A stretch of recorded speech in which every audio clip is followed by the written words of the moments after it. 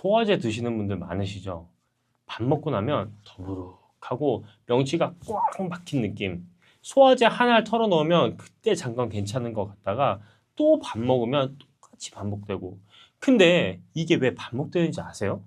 소화제는 증상만 잡아주는 거거든요. 진짜 원인을 건드리지 않으니까 먹고 체하고 또 먹고 체하고 이 소화불량을 달고 살게 되는 거예요. 오늘 이 영상을 끝까지 보시면 소화제 없이도 속이 편해지는 진짜 이유를 알게 되실 겁니다. 제가 먼저 한 가지 여쭤볼게요. 소화불량 때문에 병원에 갔는데 병원에서 위 내시경까지 받았는데 아무 이상이 없다는 말 들어보셨죠? 깨끗하다고요. 근데 왜 이렇게 속이 불편하냐고 억울하셨던 분들 분명히 계실 겁니다. 이걸 기능성 소화불량이라고 해요. 위의 구조나 모양에는 문제가 없는데 위가 일을 제대로 못하는 거예요. 서울 아산병원 자료에 따르면 소화불량 환자의 약 60%가 이 기능성 소화불량이라고 해요. 내시경이 깨끗하다고 해서 소화가 잘 되는 게 아닙니다. 위가 음식을 받아서 잘게 부수고 아래로 내려보내는 그 기능 자체가 떨어진 거거든요. 그럼 왜 이 기능들이 떨어지는 걸까요? 원인이 5가지가 있는데요. 지금부터 하나씩 말씀드리겠습니다. 첫 번째, 부부정한 자세입니다. 밥 드실 때 자세가 어떠세요?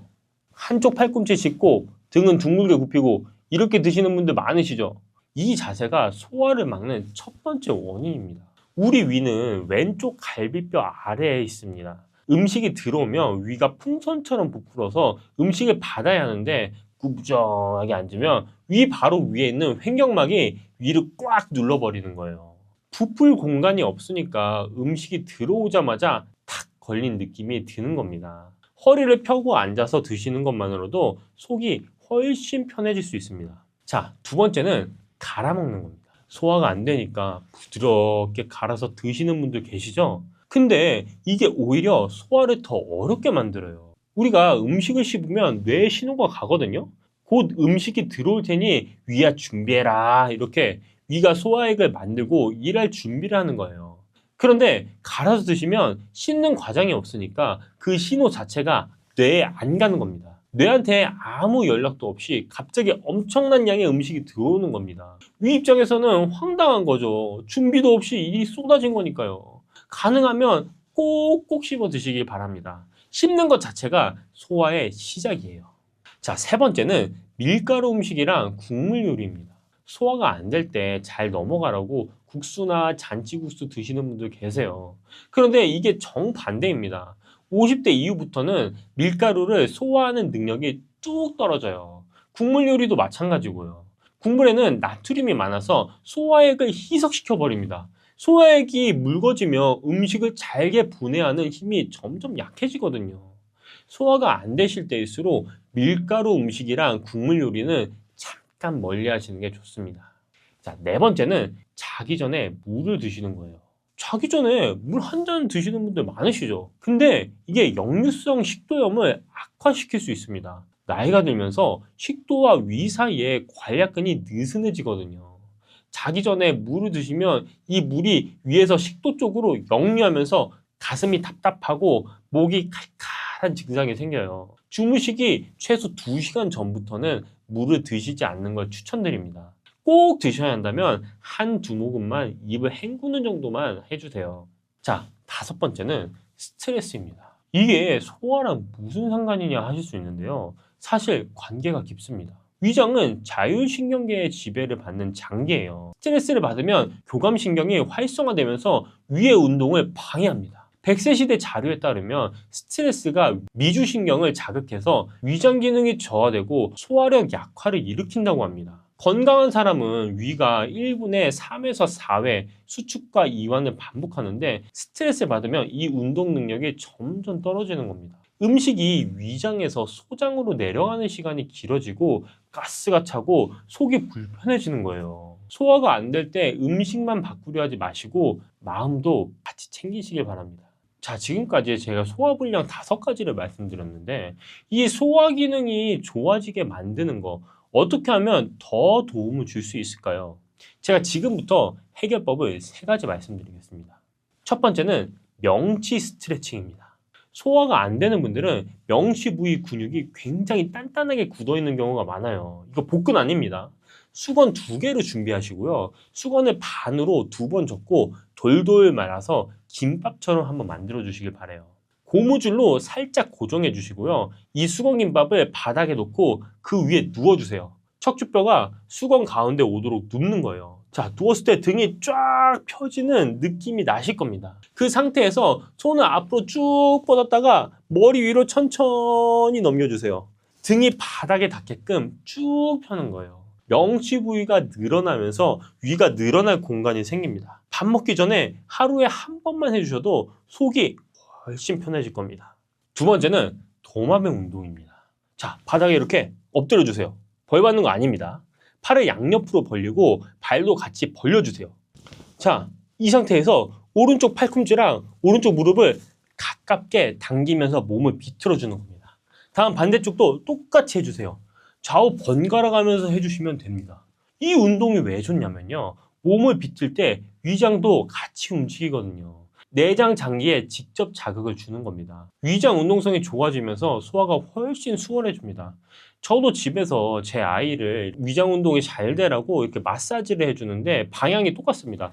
오른쪽으로 이렇게, 오른쪽으로 일자로, 왼쪽으로도 일자로 이렇게 하면은 소화가 훨씬 수월해지고 변도 빠르게 볼 수 있습니다. 하루에 10회씩 좌우 번갈아 가면서 꾸준히 해주시면 좋습니다. 세 번째는 식후 10분에서 15분 걷기입니다. 밥 먹고 나서 바로 소파에 앉으시는 분들 많으시죠? 근데 이게 소화를 제일 방해하는 습관이에요.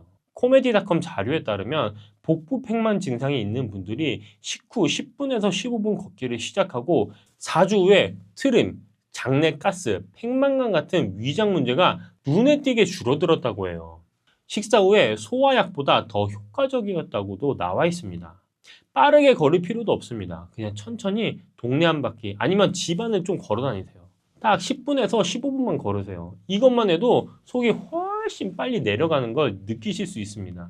소화가 안 되는 분들일수록 위에 부담적인 음식을 드셔야 됩니다. 밀가루처럼 속이 더부룩하지 않고 기름진 과자처럼 느끼하지 않으면서도 치아 부담도 없고 혈당 걱정도 덜한 그런 간식이 있으면 얼마나 좋을까요? 저도 그런 간식을 한참 찾다가 결국 하나로 정착했는데요. 자세한 내용은 고정 댓글에 달아놨으니까 한번 확인해 보세요. 자, 지금까지 소화불량에 대해서 말씀드렸는데 이제 주의사항도 말씀드리겠습니다. 원인 중에 하나만 바꾼다고 바로 좋아지지는 않습니다. 5가지 원인 중에 본인한테 해당하는 것부터 하나씩 바꿔가는 게 좋습니다. 그리고 소화불량 증상이 3주 이상 계속된다면 반드시 병원에 가서 확인해 보셔야 돼요. 기능성 소화불량이 아니라 다른 원인이 있을 수도 있거든요. 약은 증상이 심할 때 도움받는 거고 근본적으로는 오늘 말씀드린 생활 습관을 바꾸시는 게 핵심입니다. 자, 오늘 중요한 내용 딱 정리해 드리겠습니다. 소화제는 증상만 잡을 뿐 진짜 원인을 해결하지 못합니다. 기능성 소화불량의 원인 5가지, 구부정한 자세, 갈아먹는 습관, 밀가루와 국물 요리, 자기 전 물 마시는 거, 그리고 스트레스입니다. 해결법 3가지, 밥 먹기 전에 수건 김밥으로 명치 스트레칭 하시는 거, 이렇게 쭉 펴서 하시는 거, 그리고 도마뱀 운동으로 위장에 직접적인 자극 주시는 거, 식후 10분에서 15분 정도 가볍게 걷기입니다. 이 3가지만 꾸준히 하셔도 소화제 달고 사는 생활에서 벗어나실 수 있습니다. 오늘도 건강 잘 챙기시길 바랍니다. 감사합니다. 소금을 1잔, 온몸 염증을 가라앉고 묵은 통증이 싹 사라집니다. 오늘 이 영상 끝까지 보시면 고개를 끄덕이실 겁니다. 오늘 제가 말씀드릴 건 비싼 영양제도 처방약도 아니에요. 바로 소금입니다. 단 소금이라고 다 같은 소금이 아닙니다. 어떤 소금을 어떻게 쓰느냐에 따라 약이 되기도 하고 오히려 독이 되기도 합니다. 오늘 그 차이를 정확하게 짚어드릴게요. 병원에서 위급한 환자에게 제일 먼저 놓는 링거 다들 아시죠? 그 링거의 핵심 성분이 바로 소금물입니다. 0.9% 농도의 소금물, 의학용어로는 생리식염수라고 부릅니다. 그런데 우리는 왜 그동안 소금을 무조건 멀리하라고 배워왔을까요? 오늘 그 오해부터 하나씩 풀어드리겠습니다. 그리고 제대로 된 소금물이 혈관, 수면, 두통, 야간요, 심지어 뱃살까지 어떻게 바꿔놓는지 알려드리겠습니다. 한 가지 놀라운 사실을 말씀드릴게요. 우리 몸속에 흐르는 피, 땀, 눈물이 왜 짠지 아세요? 우리 몸의 체액 염분 농도가 0.9%이기 때문입니다. 병원 링거도 정확히 0.9% 소금물이에요. 우리 몸은 이미 소금물로 이루어져 있다는 겁니다. 소금의 핵심 성분은 나트륨이에요. 나트륨은 세포 하나하나에 영양분을 전달하고 신경신호를 뇌까지 보내고 근육이 제대로 움직이게 하는데 꼭 필요한 성분입니다. 쉽게 말씀드리면 나트륨이 부족하면 세포가 제대로 일을 못하고 몸 곳곳에서 염증과 통증 신호가 켜지기 시작하는 거예요. 여기서 중요한 게 하나 더 있습니다. 나트륨 혼자만으로는 부족합니다. 마그네슘, 칼륨, 칼슘 같은 미네랄이 함께 있어야 나트륨이 제 역할을 할 수 있거든요. 그런데 우리가 흔히 쓰는 정제염, 즉 하얗게 가공된 소금은 이 미네랄이 거의 다 빠진 상태예요. 염화 나트륨만 99% 남긴 소금이에요. 이게 바로 소금이 몸에 나쁘다는 오해가 생긴 진짜 이유입니다. 미네랄이 살아있는 소금과 미네랄을 다 걷어낸 소금은 몸에서 완전히 다르게 작용을 합니다. 자, 한번 생각해 보세요. 아침에 몸이 찌뿌둥하고 머리는 지끈거리고 새벽에 화장실 때문에 잠을 설친 적 많으시죠? 그런데 이 신호들 사실 몸속 미네랄 균형이 무너졌다는 경고일 수 있습니다. 우리나라 음식이 워낙 간이 세다 보니까 소금은 충분히 먹고 있다고 생각하시는 분들이 많으세요. 근데 여기서 문제는 소금의 양이 아니라 소금의 질입니다. 우리가 매일 먹는 소금 대부분은 미네랄이 거의 다 빠진 정제염이에요. 나트륨만 잔뜩 들어있고 몸이 진짜 필요로 하는 미네랄은 채워지지 않은 거죠. 그러니 혈액순환이 느려지고 몸 곳곳에 염증이 쌓이고 통증에 잠까지 얕아지는 악순환이 반복됩니다. 오늘 말씀드린 소금물 한 잔이 바로 그 악순환의 고리를 끊는 시작점이 될 수 있습니다. 소금물을 도대체 언제, 얼마나 마셔야 할까요? 저는 딱 이때 마시는데요. 소금물 마시는 황금 시간대 알려드리겠습니다. 가장 중요한 건 아침 기상 직후입니다. 자는 동안 우리 몸은 아무것도 보충받지 못한 상태거든요. 이때 소금물 한 잔으로 시작하면 세포가 깨어나고 하루 종일 몸의 순환이 원활하게 돌아가는데 도움이 됩니다. 자, 두 번째는 식사 30분 전입니다. 밥 먹기 전에 소금물 한 잔을 마시면 자연스럽게 포만감이 생겨서 과식을 줄이는 데도 유리하고 소화 흡수도 훨씬 원활해집니다. 세 번째는 자기 30분 전인데요. 소금 속 마그네슘 성분이 신경을 안정시켜주기 때문에 잠들기 전에 소금물 한 잔이 숙면에 도움이 될 수 있습니다. 하루의 총량은 물 1리터를 기준으로 잡으시면 됩니다. 물 1리터에 소금 약 1에서 2g 살짝 짭조름한 정도면 딱 맞습니다. 많이 넣으시면 혈관에 안 좋을 수 있어요.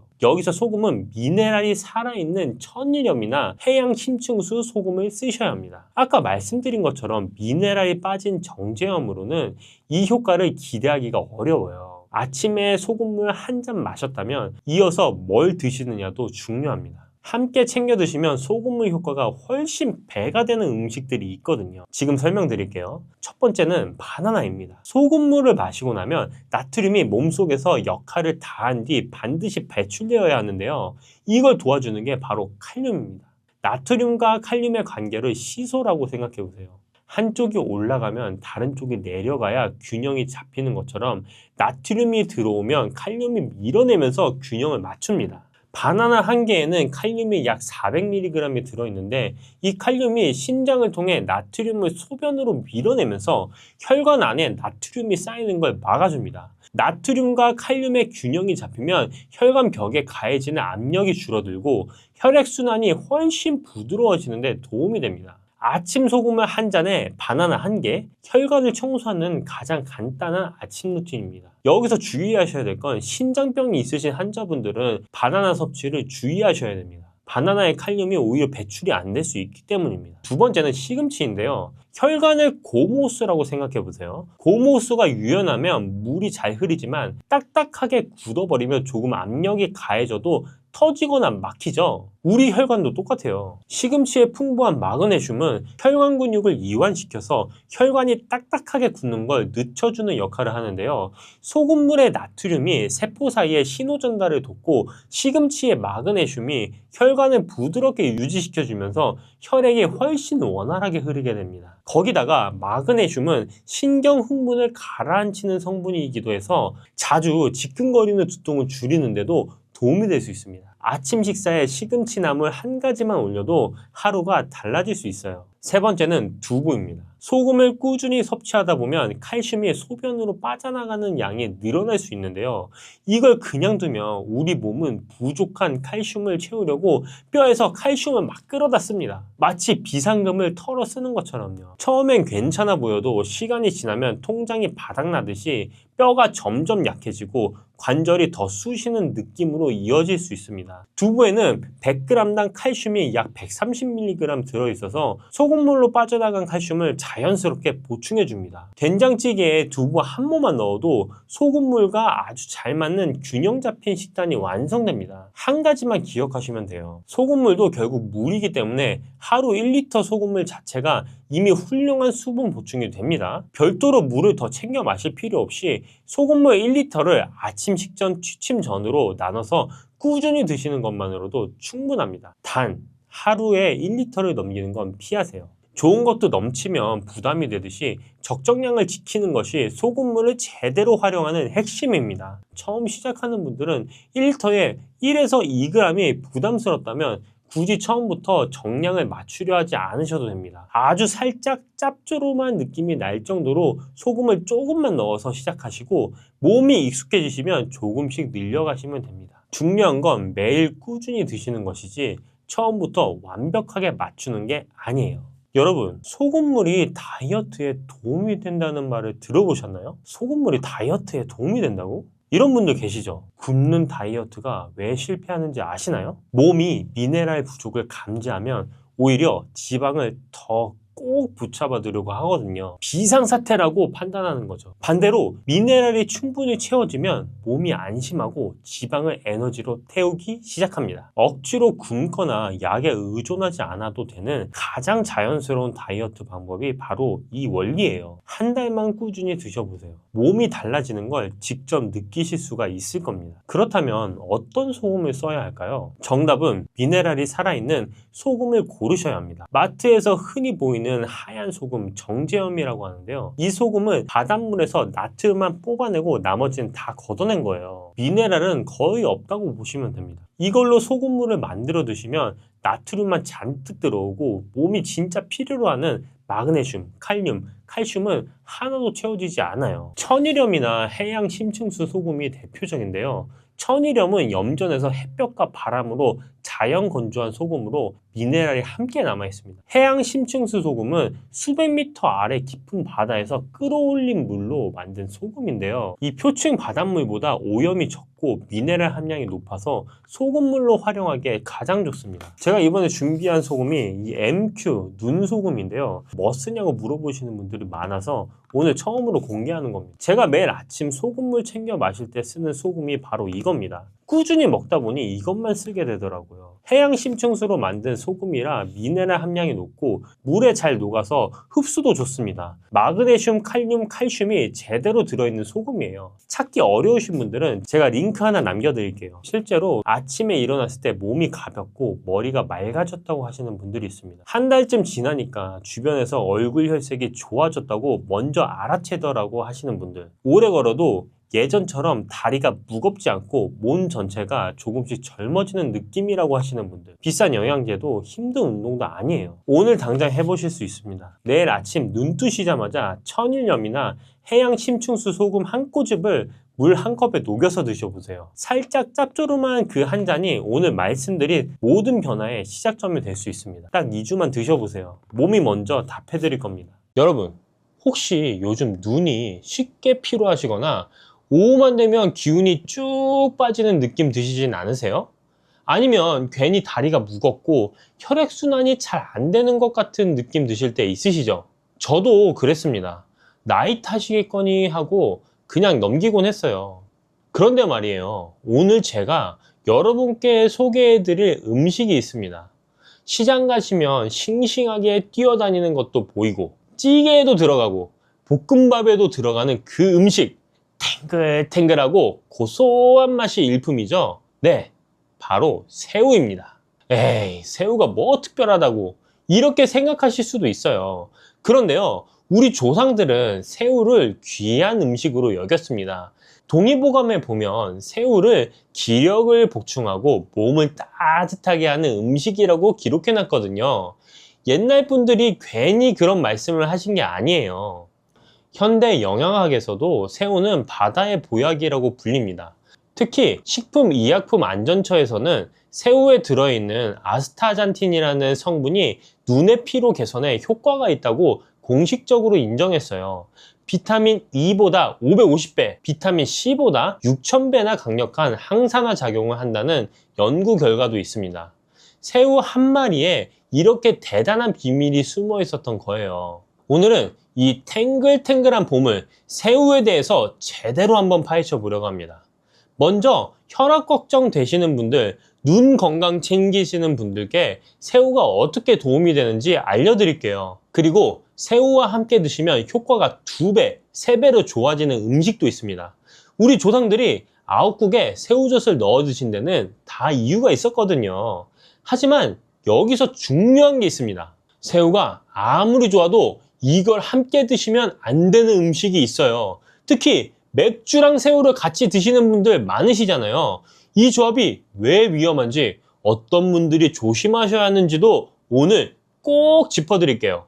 그리고 마지막에는 새우를 가장 건강하게 드실 수 있는 특별한 요리법도 알려드리겠습니다. 스페인 사람들이 오래 건강하게 사는 비결이 담긴 요리인데요. 집에서도 쉽게 만드실 수 있어요. 좋은 것만 알려드리면 반쪽짜리 정보잖아요. 주의해야 할 것까지 다 알아야 진짜 도움이 되는 거니까요. 그럼 지금부터 차근차근 이야기 나눠보겠습니다. 자, 그럼 우리 몸 이야기부터 해볼까요? 나이가 들면 여러 가지가 걱정되시죠? 혈압도 그렇고 눈도 예전 같지 않고 면역력도 떨어지는 것 같고요. 예전에는 밤새 책을 봐도 끄떡 없었는데 요즘은 조금만 화면을 봐도 눈이 뻑뻑하고 피곤하시죠? 오후만 되면 기운이 푹 빠지는 분들도 계시고요. 아침에는 그래도 괜찮은데 점심 먹고 나면 나른해지고 뭘 해도 의욕이 안 나는 분들이 많으세요. 혈관 건강도 걱정이시죠? 콜레스테롤 수치가 높다고 하니까 뭘 먹어도 걱정이 되고, 그렇다고 맛있는 거 안 먹자니 삶에 낙이 없고요. 단백질은 챙겨 먹어야 한다는데 고기는 기름지고 소화도 잘 안 되는 것 같고, 그리고 이런 증상들 그냥 나이 탓이려니 하고 넘기시는 분들이 참 많으세요. 원래 나이 들면 다 그런 거지 하시면서요. 그런데 이게 쌓이면 어떻게 될까요? 눈 피로가 계속되면 시력에도 영향을 주고 혈관 건강이 나빠지면 심혈관 질환으로도 이어질 수 있습니다. 그렇다면 왜 이런 문제들이 생기는 걸까요? 우리 몸은 나이가 들면서 여러 가지가 변합니다. 혈관도 예전처럼 탄력이 좋지 않고 세포도 점점 노화가 진행되죠. 이건 자연스러운 현상이에요. 누구나 겪는 일입니다. 여기에 생활 습관이 더해지면 문제가 더 커집니다. 요즘 우리가 먹는 음식들, 기름지고 짠 것들이 많잖아요. 배달 음식도 많이 드시고 간편하게 드시려다 보니 영양 균형이 안 맞는 경우가 많습니다. 특히 단백질이 부족한 분들이 많으세요. 단백질이 부족하면 근육이 빠지고 면역력도 떨어지고 피로도 쉽게 느끼게 됩니다. 눈 건강도 마찬가지예요. 요즘은 스마트폰도 보시고 TV도 많이 보시잖아요. 이런 블루라이트에 계속 노출되면 눈이 쉽게 피로해지고 시력에도 영향을 줍니다. 그리고 활성산소라는 게 있습니다. 우리가 숨을 쉬고 에너지를 만드는 과정에서 자연스럽게 생기는 건데요. 이게 많아지면 세포를 손상시키고 노화를 촉진시킵니다. 나이가 들수록 이 활성산소를 없애는 능력이 떨어지거든요. 이런 복합적인 원인들이 하나 둘씩 쌓이면서 우리 몸에 부담을 주는 겁니다. 하루아침에 생긴 문제가 아니라 오랜 시간 조금씩 쌓여온 거예요. 해결책도 거창할 필요가 없습니다. 매일 조금씩 꾸준히 좋은 걸 드시면 됩니다. 그리고 좋은 것 중에 하나가 바로 오늘의 주인공 새우입니다. 새우에는 타우린, 아스타잔틴, 셀레늄 같은 성분들이 풍부하게 들어있거든요. 자, 이제 본격적으로 새우가 왜 좋은지 말씀드릴게요. 첫 번째, 심혈관 건강에 정말 좋습니다. 새우에는 타우린이라는 아미노산이 풍부하게 들어있어요. 이 타우린이 혈압을 조절하고 나쁜 콜레스테롤을 억제하고 좋은 콜레스테롤은 높여주는 역할을 합니다. 동맥경화나 심근경색 예방에 도움이 되는 거죠. 고혈압 있으신 분들께 특히 좋은 성분입니다. 두 번째, 눈 건강과 노화 방지에 탁월합니다. 새우를 삶으면 빨갛게 변하잖아요. 이 붉은색의 비밀이 바로 아스타잔틴입니다. 아까 말씀드렸듯이 비타민 E보다 550배, 비타민 C보다 6000배나 강력한 항산화 작용을 해요. 활성산소를 없애서 세포 노화를 늦추고 피부 건강도 지켜줍니다. 특히 주목할 점은 아스타잔틴이 뇌와 눈의 장벽을 통과할 수 있는 몇 안 되는 항산화 물질이라는 거예요. 식품의약품안전처에서도 아스타잔틴 6mg을 4주간 섭취하면 눈의 피로 개선에 효과가 있다고 인정했습니다. 화면 많이 보시는 분들, 눈피로 느끼시는 분들께 정말 좋은 성분이죠. 세 번째, 면역력 강화에도 도움이 됩니다. 새우에는 셀레늄이라는 성분이 풍부해요. 이 셀레늄이 강력한 항산화 작용으로 면역력을 강화하고 갑상선 기능도 정상적으로 유지해줍니다. 면역력이 떨어지기 쉬운 어르신들께 특히 좋은 성분이에요. 네 번째, 다이어트에도 좋습니다. 새우 100g에는 약 106kcal 밖에 안 들어있어요. 같은 양의 돼지고기가 250kcal, 소고기가 270kcal인 것에 비하면 절반도 안 되는 거죠. 그런데 단백질은 아주 풍부하고 지방은 1.3%밖에 안 됩니다. 체중 관리 필요하신 분들께 딱이에요. 다섯 번째, 뇌 건강에도 도움이 됩니다. 새우에 들어있는 오메가3와 콜린이라는 성분이 기억력 개선에 도움을 줍니다. 깜빡깜빡 하는 게 늘어나셨다면 새우를 꾸준히 드셔보세요. 그럼 새우를 어떻게 드시면 가장 좋을까요? 그리고 어떤 음식과 함께 드시면 효과가 더 좋아질까요? 첫 번째는 아욱과 함께 드시면 영양 균형이 맞아요. 우리 조상들이 아욱국에 새우젓을 넣어 드신 거 아시죠? 이게 단순히 맛 때문만이 아니었어요. 새우는 산성식품이고 단백질이 풍부한 반면에 아욱은 알칼리성 식품으로 비타민과 섬유질이 풍부합니다. 두 음식이 만나면 영양의 균형이 맞춰지면서 소화도 잘 돼요. 아욱국이나 아욱죽에 새우를 넣어 드시면 몸에 부담 없이 영양을 섭취할 수 있습니다. 두 번째, 표고버섯과 함께 드시면 칼슘 흡수가 잘 돼요. 표고버섯에는 에르고스테린이라는 성분이 있는데 이게 비타민 B로 변환되면서 새우의 칼슘 흡수를 도와줍니다. 표고버섯 자체도 콜레스테롤을 낮추는 효과가 있어서 새우의 콜레스테롤이 걱정되시는 분들께 좋은 조합이에요. 새우볶음이나 새우찜에 표고버섯을 함께 넣어보세요. 세 번째, 마늘과 함께 드시면 혈관 건강에 시너지가 납니다. 마늘에 알리신 성분이 새우의 비타민 B1 흡수율을 높여줘요. 알리신 자체도 혈압을 낮추고 콜레스테롤을 분해하는 효과가 있어서 새우의 타우린과 함께 심혈관 건강에 시너지를 냅니다. 마늘을 조리하실 때는 다진 후에 10분 정도 놓아두시면 알리신이 더 많이 생성돼요. 이 부분을 꼭 기억해 두세요. 네 번째, 올리브오일과 함께 드시면 영양 흡수가 극대화됩니다. 새우의 아스타잔틴은 지용성 성분이에요. 기름과 함께 드셔야 흡수가 잘 됩니다. 올리브 오일은 불포화 지방산이 풍부해서 콜레스테롤을 낮춰주고 폴리페놀이라는 항산화 성분도 들어있어요. 새우를 올리브 오일에 조리하면 아스타잔틴 흡수가 극대화되고 올리브 오일의 건강 효과까지 더해집니다. 다섯 번째, 완두콩과 함께 드시면 콜레스테롤 걱정을 덜 할 수 있어요. 완두콩의 식이섬유와 식물성 단백질이 콜레스테롤 흡수를 억제해 줍니다. 새우볶음밥에 완두콩을 넣거나 새우 샐러드에 완두콩을 곁들이면 맛도 좋고 건강에도 좋습니다. 자, 여기까지 새우의 좋은 점을 말씀드렸는데요. 이제 중요한 주의사항을 말씀드려야겠습니다. 이 부분을 꼭 기억해 두셔야 돼요. 첫 번째, 갑각류 알레르기는 정말 조심하셔야 합니다. 이게 가장 중요한 부분이에요. 갑각류 알레르기는 아나필락시스의 가장 큰 원인입니다.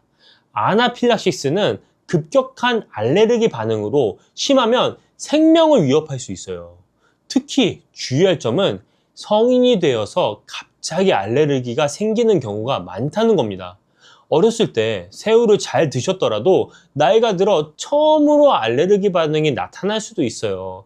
두드러기, 가려움, 얼굴이나 목 붓기, 호흡곤란 같은 증상이 30분 내에 나타나면 즉시 119에 전화하셔야 합니다. 두 번째, 맥주와 새우는 절대 함께 드시면 안 됩니다. 많은 분들이 맥주 안주로 새우를 즐기시는데 통풍 위험이 있는 분들에게는 최악의 조합이에요. 특히 새우 머리에는 퓨린이라는 물질이 많이 들어 있습니다. 이 퓨린이 체내에서 요산으로 변하는데 요산이 많아지면 관절에 쌓여서 극심한 통증을 일으키는 통풍이 생깁니다. 맥주의 알코올은 요산 배출을 방해하고 맥주 자체에도 퓨린이 들어있어요. 새우의 퓨린과 맥주의 퓨린, 그리고 요산 배출 방해까지 3중으로 통풍 위험을 높이는 거예요. 실제로 중국 칭다오 지역에서 통풍 환자가 가장 많은데 이 지역은 해산물과 맥주를 함께 즐기는 문화가 있다고 합니다. 세 번째, 콜레스테롤 걱정은 조리법에 달려 있어요. 새우에 콜레스테롤이 많아서 안 좋다는 말 들어보셨죠? 근데 미국 심장협회에서는 새우에 불포화 지방산이 많아서 콜레스테롤 걱정 없이 먹을 수 있다고 발표했어요. 한 연구에서는 하루 300g의 새우를 섭취했을 때 오히려 좋은 콜레스테롤이 12% 증가하고 중성지방이 13% 감소했다는 결과도 있습니다. 다만 조리법이 중요합니다.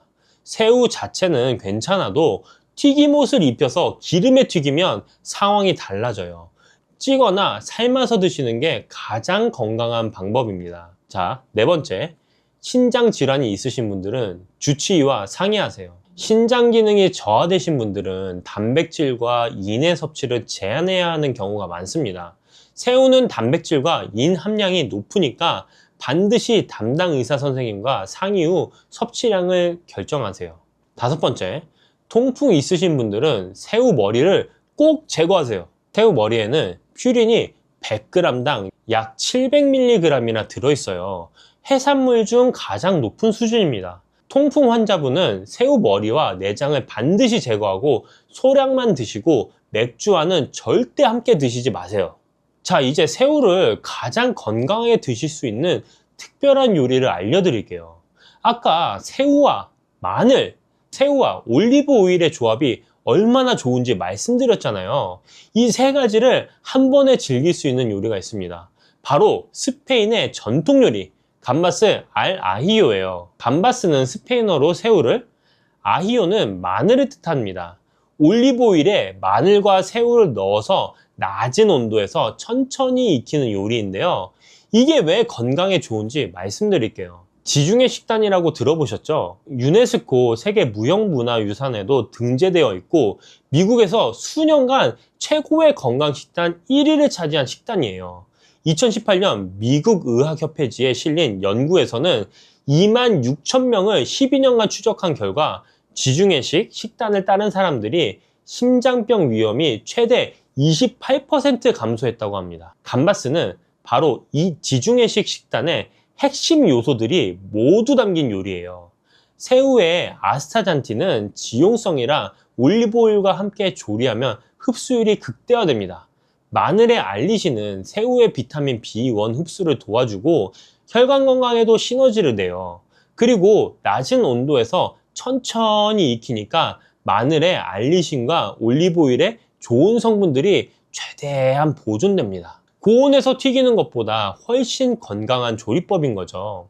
집에서 만드시는 방법 간단히 알려드릴게요. 새우 15마리에서 20마리 정도 준비하시고 마늘 10쪽 정도를 편으로 써세요. 이때 중요한 게 있어요. 마늘을 썬 다음에 10분 정도 그대로 두세요. 이 시간 동안 알리신이 생성됩니다.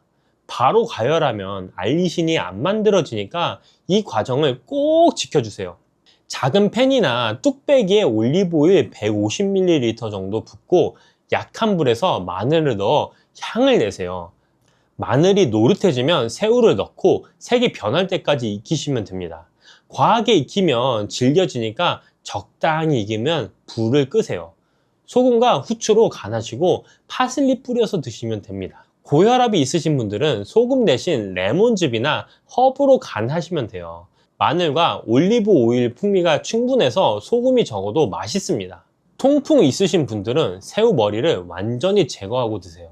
그런데 이런 조리법이 번거로우시거나 하기에 좀 어려우신 분들이 있습니다. 그분들을 위해서 제가 제품 하나를 추천해 드리겠습니다. 이 감바스 조리 방법이 좀 어렵고 재료 손질하기가 좀 쉽지 않을 수 있어요. 설명란 더보기를 클릭하시면 확인이 가능하신데요. 재료 손질하시기 좀 까다로우시거나 좀 번거로우신 분들은 이 밀키트를 사용해서 드셔보시는 것도 좋을 것 같습니다. 새우는 정말 바다가 선물한 보약입니다.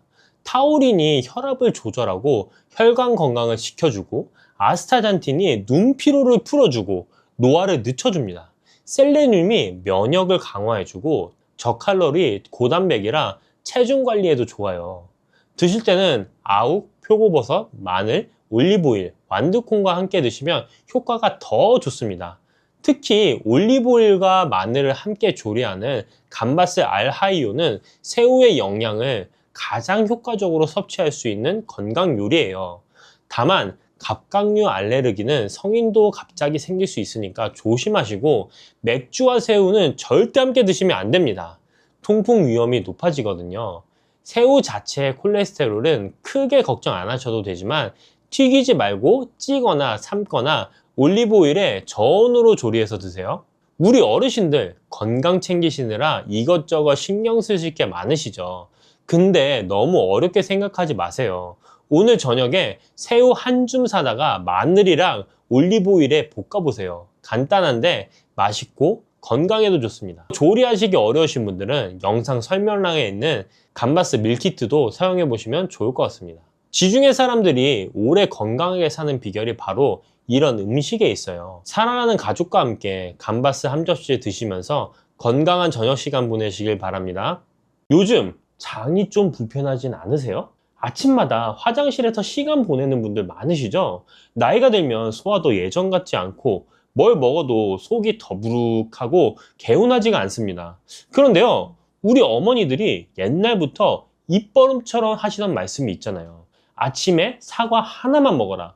저도 어렸을 때는 그냥 잔소리인 줄 알았어요. 그런데 이게 정말 과학적으로 증명된 이야기라는 걸 나이 들어서야 알게 됐습니다.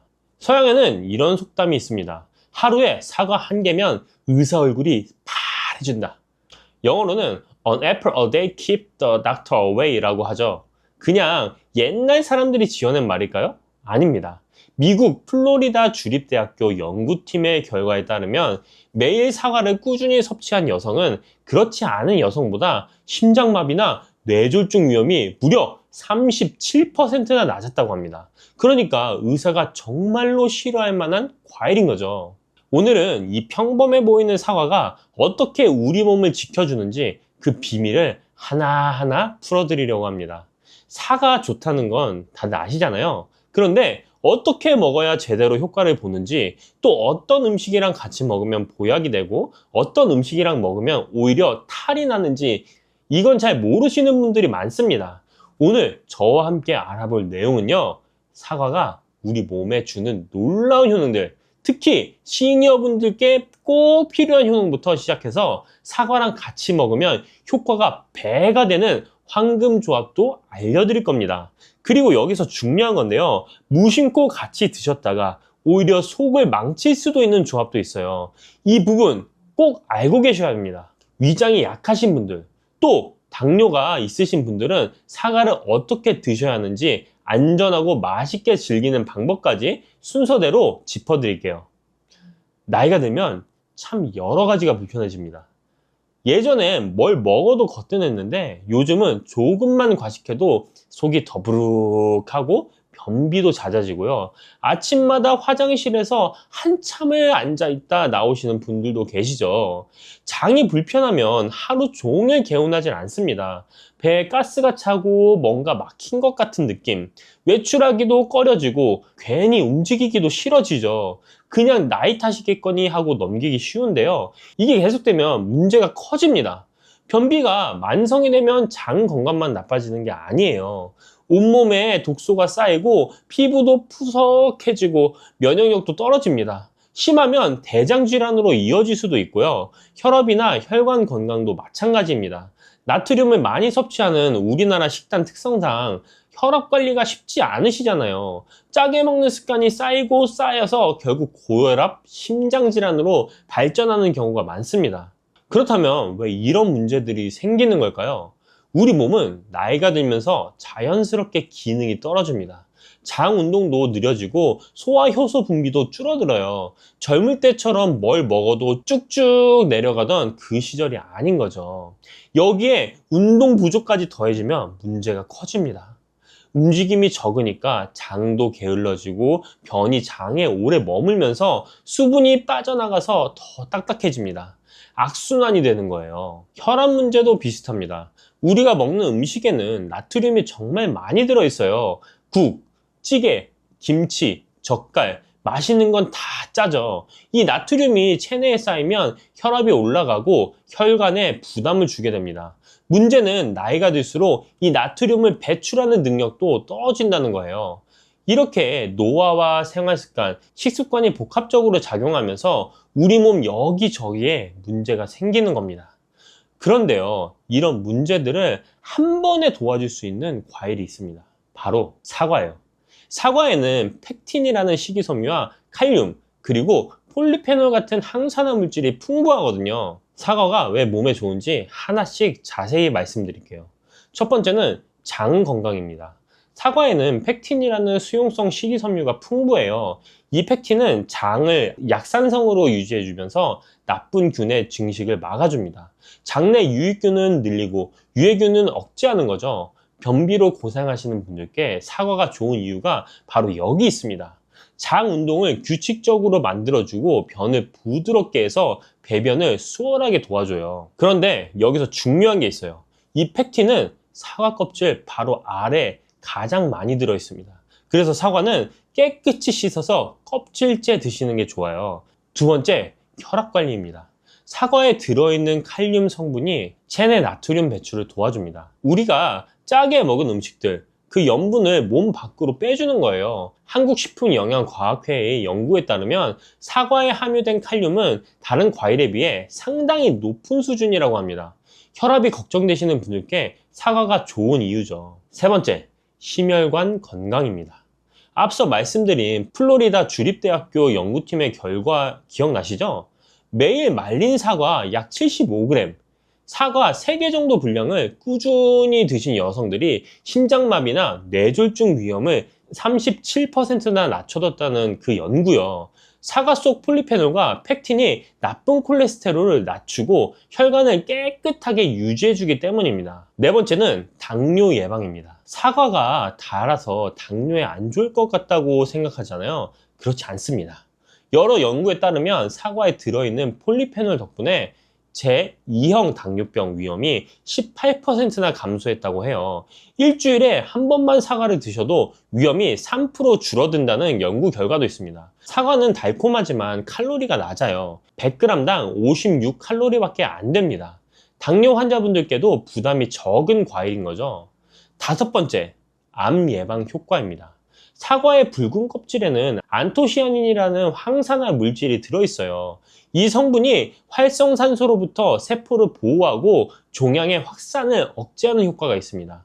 특히 대장암 예방에 좋다고 알려져 있는데요. 사과의 펙틴이 대장암을 예방하는 유익한 지방산을 증가시키기 때문입니다. 여섯 번째로 폐 건강입니다. 담배 피우시는 분들, 또 미세먼지 많은 요즘 공기가 걱정되시는 분들께 좋은 소식이에요. 영국의 킹스 대학과 사우스햄튼 대학교 연구 자료에 따르면 일주일에 사과를 2개 정도 드신 분들이 천식 발생 위험을 22에서 23%나 낮출 수 있다고 합니다. 사과에 들어있는 케르세틴 성분이 폐 기능을 강화시켜주기 때문이에요. 일곱 번째, 치매 예방입니다. 사과를 씹어 먹으면 안면 근육 운동이 많아지면서 뇌로 가는 혈류량이 증가해요. 게다가 사과 속 케르세틴이 산화 스트레스로부터 뇌를 보호해줍니다. 서양에서 사과를 자연의 칫솔이라고 부르는 것도 이런 이유 때문이에요. 잘 씹어 먹으면 타액 분비도 늘어나고 구강 건강에도 좋고 뇌 건강에도 좋은 거죠. 이렇게 좋은 효과를 제대로 보려면 사과를 어떻게 드시느냐가 중요합니다. 먼저 드시는 시간이 중요해요. 장 운동이 가장 활발한 아침 식전에 사과를 드시면 효과가 좋습니다. 빈속에 사과 반쪽 정도 드시면 하루 장 활동이 훨씬 편안해지실 거예요. 적정량은 하루에 사과 한두 개, 약 200에서 400g 정도입니다. 많이 드신다고 무조건 좋은 게 아니에요. 적당히가 중요합니다.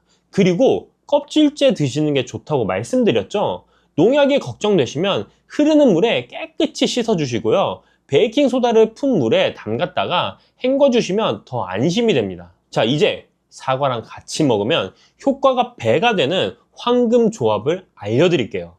첫 번째는 사과와 견과류입니다. 사과의 부족한 단백질과 건강한 지방을 견과류가 채워줘요. 사과의 비타민 C와 견과류의 비타민 E가 함께 작용해서 항산화 효과도 더 강해집니다.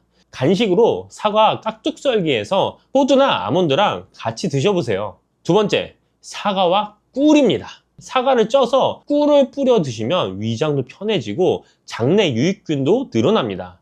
몸속에 쌓인 독소를 제거하는 데도 도움이 돼요. 특히 위장이 약하신 분들께 추천드립니다. 세 번째, 사과와 요거트입니다. 사과의 식이섬유와 요거트의 프로바이오틱스가 만나면 장 건강에 시너지 효과가 납니다. 아침에 플레인 요거트에 사과 갈아 넣어서 드시면 소화도 잘 되고 든든해요. 네 번째, 의외의 조합인데요. 사과와 돼지고기입니다. 돼지고기?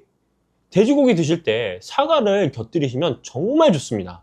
돼지고기는 새우젓이나 소금과 함께 드시거나 염분 섭취가 많아지기 쉬운데 사과의 칼륨이 이 염분 배출을 도와줍니다.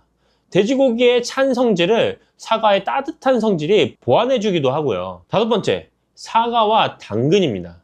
사과 당근 주스 많이 드시죠? 사과의 달콤 새콤한 맛이 당근 특유의 향을 잡아주고 비타민 A, C, 칼륨, 식이섬유를 한 번에 섭취할 수 있어서 디톡스 효과가 탁월합니다. 여섯 번째, 사과와 녹차입니다. 녹차에 카테킨이 지방 연소를 덮고 사과의 비타민C가 녹차의 항산화 효과를 강화해줘요. 다이어트 하시는 분들께 좋은 조합입니다. 위장이 약하신 분들을 위한 조리법도 알려드릴게요.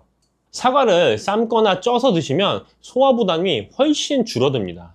찐 사과는 옛날부터 있어 왔던 건강식이에요. 열을 가하면 팩틴이 부드러워지면서 소화가 더 잘 됩니다. 사과 스프도 좋아요. 사과와 양파를 볶아서 갈고 우유와 치즈를 넣어 끓이면 부드럽고 고소한 스프가 됩니다. 속이 편안하면서도 영양가가 높아요. 치아가 불편하신 분들은 사과를 갈아서 주스로 드시거나 사과 콩포트처럼 설탕과 레몬즙을 넣고 졸여서 부드럽게 드시는 방법도 있습니다. 방법을 아는 것도 중요하지만 조심해야 될 부분도 함께 알아두셔야 됩니다. 사과가 아무리 좋아도 피해야 할 조합들이 있어요. 이 부분이 정말 중요합니다. 첫 번째, 사과와 우유입니다. 사과의 산 성분이 우유 속 단백질과 반응하면 위장에서 고형화되면서 소화가 잘 안 될 수 있어요. 속이 예민하신 분들은 특히 주의하셔야 합니다. 다만 요거트나 일부 치즈는 발효 과정을 거쳤기 때문에 괜찮아요. 앞서 요거트와의 조합을 추천드린 이유도 이겁니다. 두 번째, 사과와 튀김류입니다. 기름기 많은 튀김과 사과를 같이 드시면 소화가 급격히 떨어지고 복부 팽만감이 올 수 있어요. 튀김 드실 때는 사과를 피해 주세요. 세 번째, 사과와 해산물입니다. 산성인 사과와 해산물을 함께 드시면 소화가 잘 안 되는 경우가 있어요.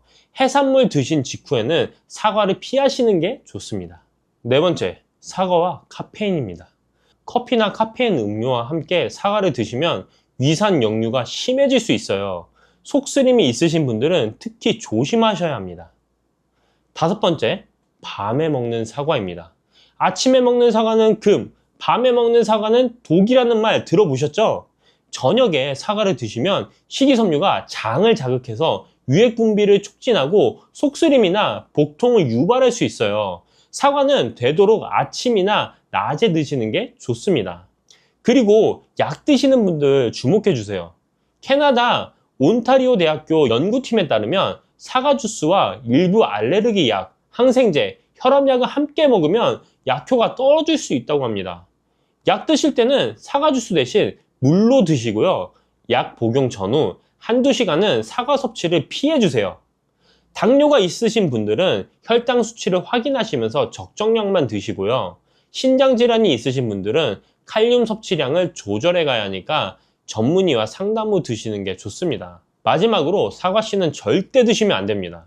사과씨에는 시안화물이라는 독성 물질이 들어있어요. 한두 개 실수로 삼키는 건 괜찮지만 의도적으로 많이 드시면 위험합니다. 사과 드실 때 씨는 꼭 제거해 주세요. 자, 오늘 사과에 대해서 많은 이야기를 나눴습니다. 정리해 드릴게요. 사과는 정말 의사가 싫어할 만한 과일입니다. 펙틴으로 장 건강을 챙기고 칼륨으로 혈압을 관리하고 폴리페놀로 심혈관 암까지 예방해 주니까요. 특히 우리 어르신분들께 필요한 효능이 가득 들어있어요.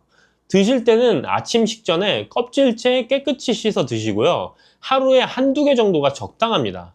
견과류, 꿀, 요거트랑 같이 드시면 효과가 배가 되고요. 돼지고기 드실 때 곁들이시면 염분 배출에 도움이 됩니다. 다만 우유, 튀김, 해산물, 카페인과는 같이 드시지 마시고요. 밤에는 피해 주세요. 약 드실 때도 주의하시고요. 위장이 약하신 분들은 찐 사과나 사과 스프로 드시면 소화 부담 없이 영양을 챙기실 수 있습니다. 과유불급이라고 했습니다. 아무리 좋은 것도 지나치면 해가 돼요. 적정량을 지키면서 꾸준히 드시는 게 가장 좋은 방법입니다. 우리 어머니들이 괜히 사과 먹어라 하신 게 아니었어요. 지혜가 과학으로 증명된 거죠. 오늘부터 아침에 사과 하나 습관으로 만들어 보시는 건 어떨까요?